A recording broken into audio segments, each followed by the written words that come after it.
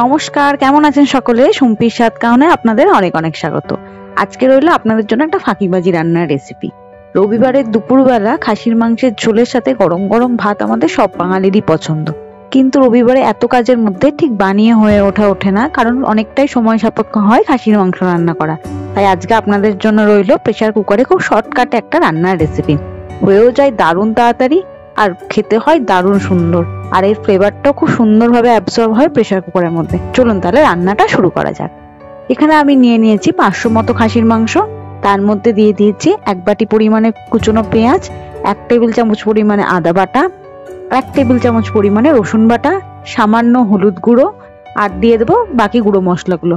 1 চামচ পরিমাণে ধনে গুঁড়ো, 1 চামচ পরিমাণে জিরে গুঁড়ো, 1 চামচ ঝাল লঙ্কার গুঁড়ো, আর 1 চামচ কাশ্মীরি লঙ্কার গুঁড়ো।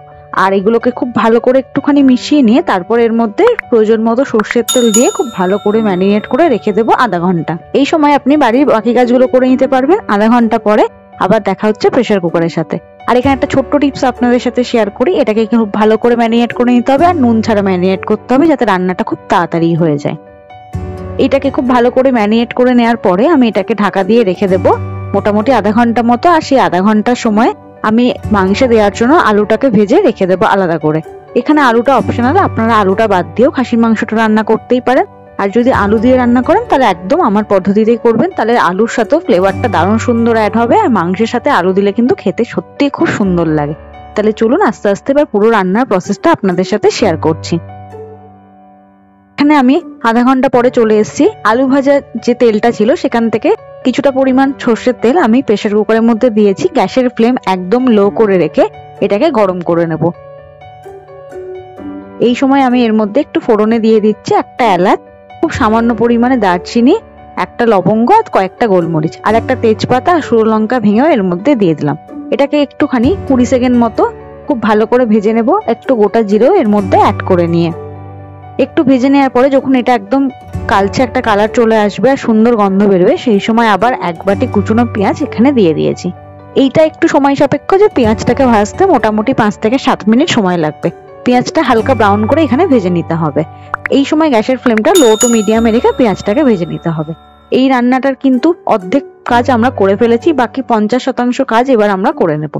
পেঁয়াজটা খুব ভালো করে কষিয়ে নেওয়ার পরে ম্যারিনেট করা মাংসটা এর মধ্যে দিয়ে, যে বাটিতে ম্যারিনেট করেছিলাম ধুয়ে সামান্য পরিমাণে সেই মশলার জলটা এর মধ্যে অ্যাড করে নিয়েছি।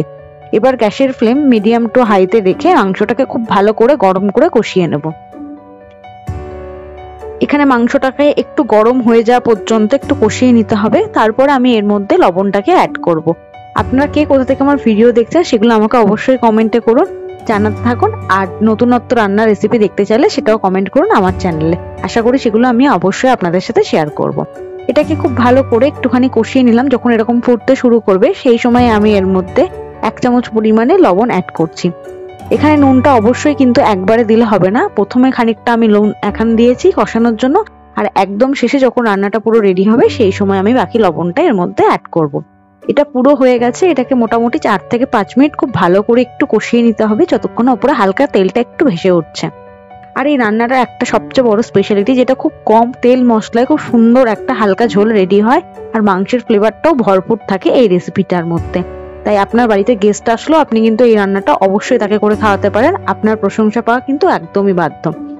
এই যে রান্নাটা যখন হালকা কষে যাবে তখন ঝোলের মধ্যে হালকা তেলটা ভেসে উঠবে। এই সময় কিন্তু এটাকে একটুখানি লোতে রেখে হালকাভাবে একটুখানি কষিয়ে নিতে হবে 2 থেকে 3 মিনিটের জন্য। আপনাদের মাংসের সিটি অনুযায়ী আপনারা সিটিটা ডিসাইড করবেন। আমি এখানে হকিংসের প্রেসার কুকারে রান্নাটা করেছিলাম, তাই এটাতে 5 থেকে 7 মিনিট খুব ভালো করে কষিয়ে নিয়ে আমি এটাকে ঢাকা দিয়ে সিটি দিয়ে নিয়েছি মোটামুটি 4টে মতো। গ্যাসের ফ্লেম হাইতে রেখে আমি এখানে 4খানা সিটি প্রথমে দিয়ে নিয়েছিলাম। আপনারা মাংস বা প্রেসার কুকারের অনুযায়ী সেটাকে ডিসাইড করে নিতে পারবেন। এরকম ছোট ছোট টিপসের জন্য অবশ্যই চ্যানেলটিকে ফলো করে নিন। মাংসটা যখন একদম কষে হালকা তেল ভেসে উঠেছে সেই সময় ঝোলের পরিমাণ মতো গরম জল এর মধ্যে দিয়ে আমি এখানে আবার স্বাদ মতো লবণ অ্যাড করলাম। আর যখন এরকম টকবক করে ফুটতে শুরু করবে সেই সময় আমি এটাকে সিটি দিয়ে নিলাম 4টি।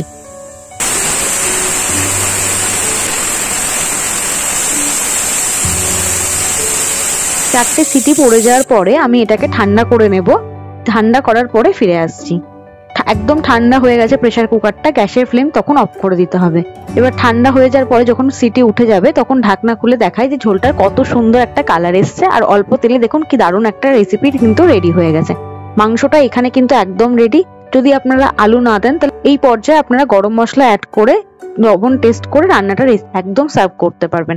কিন্তু যদি আলু অ্যাড করেন সেক্ষেত্রে আলুটাকে দিয়ে আবার গ্যাসের ফ্লেম জ্বালিয়ে এটাকে গরম করে একটা সিটি আমি দিয়ে নিচ্ছি, যাতে আলুটা খুব ভালো করে গলে যায়।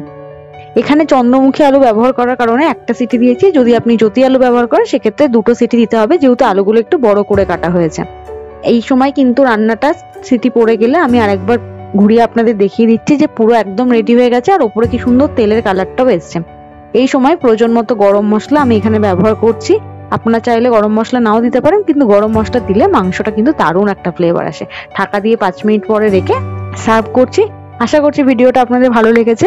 এরকম চটজলদি রেসিপি দেখার জন্য অবশ্যই সুম্পির স্বাদ কাউনকে সাবস্ক্রাইব করে দিন। প্লেলিস্টে প্রচুর ভিডিও রয়েছে, সেগুলো দেখুন। আশা করি আপনাদের অবশ্যই ভালো লাগবে, আর আপনাদের মতামত জানান কমেন্টের মাধ্যমে। দেখা হচ্ছে পরের ভিডিওতে। Thank you.